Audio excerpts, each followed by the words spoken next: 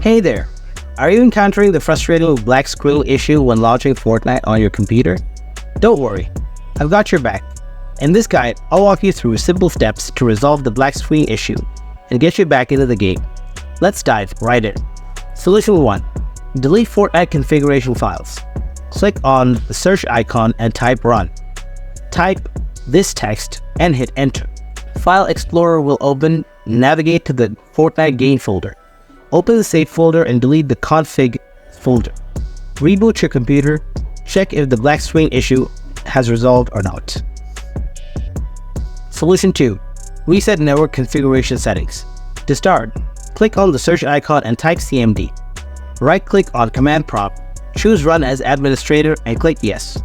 On the command prompt, type netsh space winsock space reset and hit enter. Then type ipconfig/flushdns and hit enter. Afterwards, type ipconfig/release and press enter. Now type ipconfig/renew and press enter. Type netsh space int space ip space reset and press enter. Don't worry, you'll find these commands in the video description below. Lastly, restart your computer and check if the issue persists. Solution 3. Repair the Easy Anti-Cheat program. Open the Epic Games launcher, click on Library.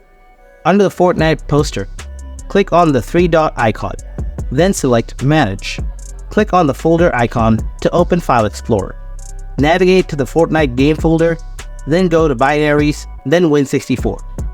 Open the Easy Anti-Cheat-Can-You folder. Double-click on Easy Anti-Cheat-Setup. Click Yes to give permission. Click on Repair Service. Once the repair process is complete, click Finish. Restart your computer. After rebooting, you should be able to launch Fortnite without encountering the black screen. And there you have it. These steps should help you overcome the black screen issue when launching Fortnite on your PC.